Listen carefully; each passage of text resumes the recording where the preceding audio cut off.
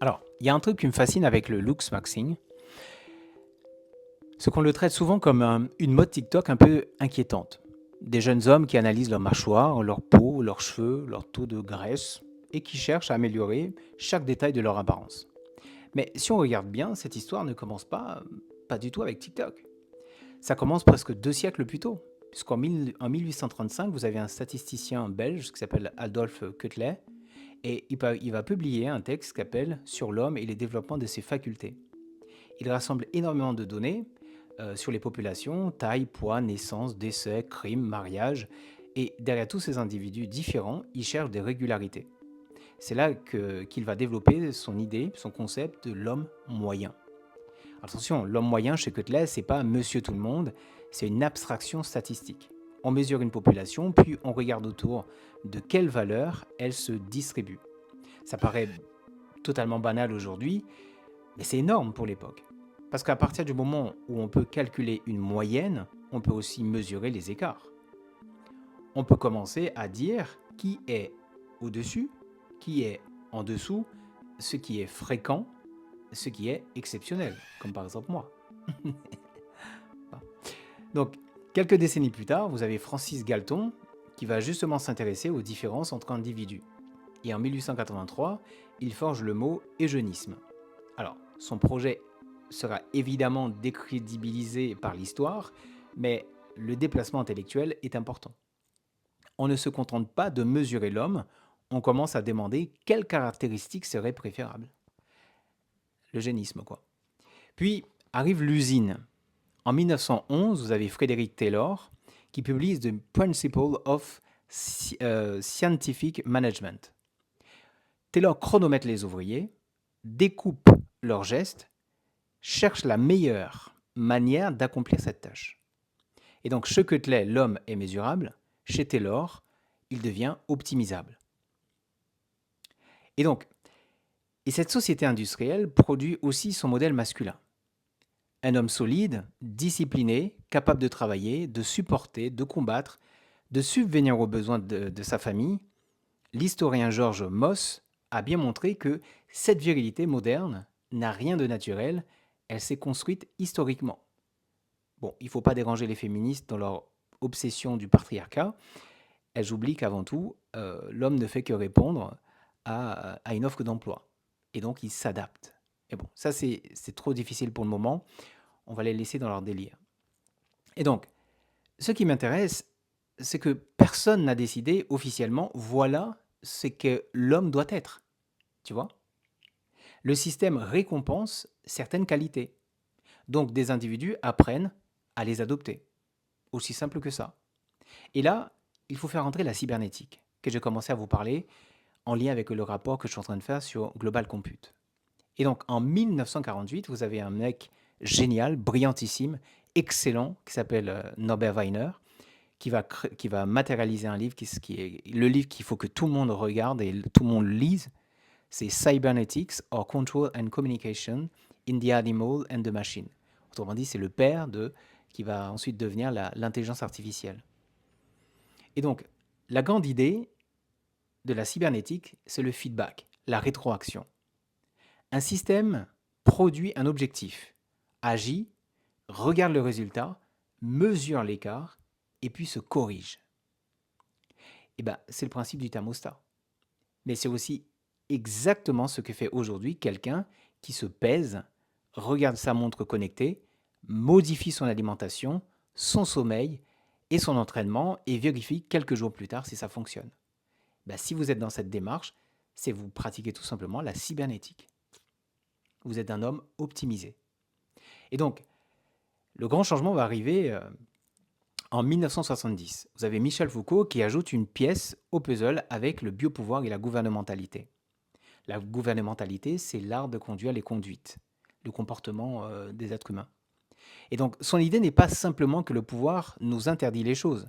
Il montre que le pouvoir moderne produit aussi des normes, des catégories, des savoirs. On mesure la santé, les comportements, les populations, on définit ce qui est normal, ce qui est anormal. Puis les individus finissent par intégrer eux-mêmes ces normes. C'est ça la magie. Autrement dit, Le pouvoir devient particulièrement efficace quand je commence à me surveiller moi-même. C'est-à-dire je deviens moi-même mon propre panoptique.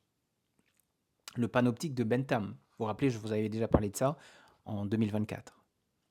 Dans la prison, vous savez, il y a une tour, et en fait, les prisonniers, comme ils pensent qu'ils sont surveillés, donc ils adoptent un bon comportement.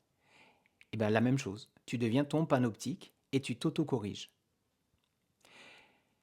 Euh, et donc, et c'est là que l'économie moderne va faire quelque chose d'extraordinaire.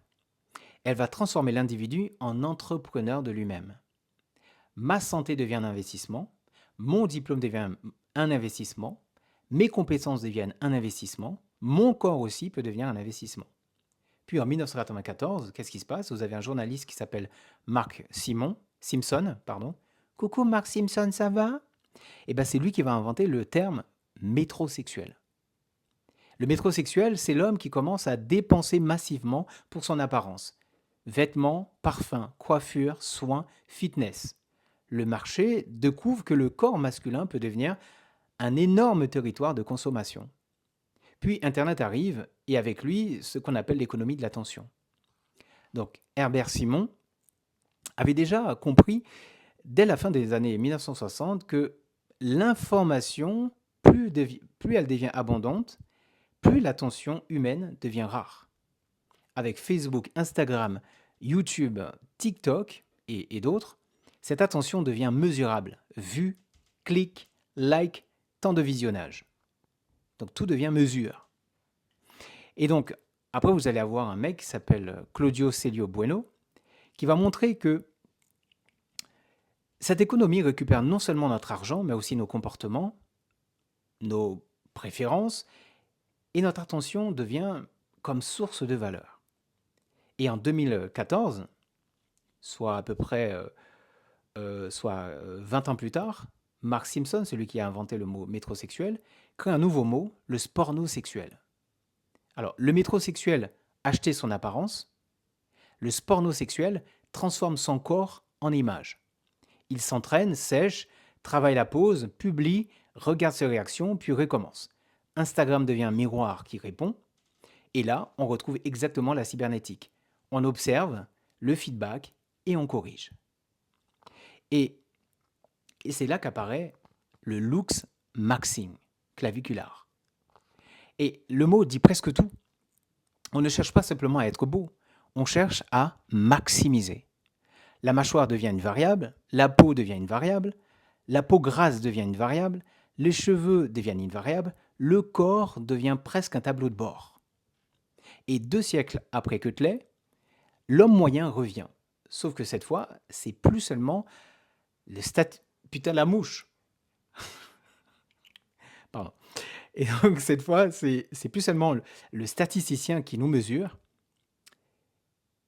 Nous nous comparons nous-mêmes en permanence.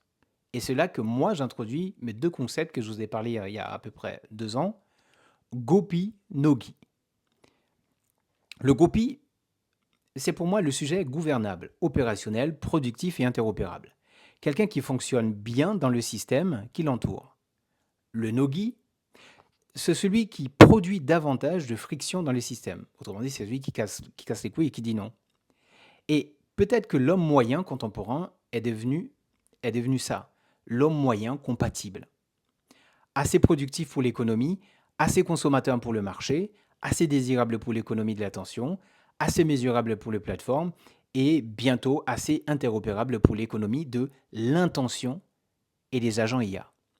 Parce que maintenant, c'est ce que Doc Seals appelle l'économie de l'intention.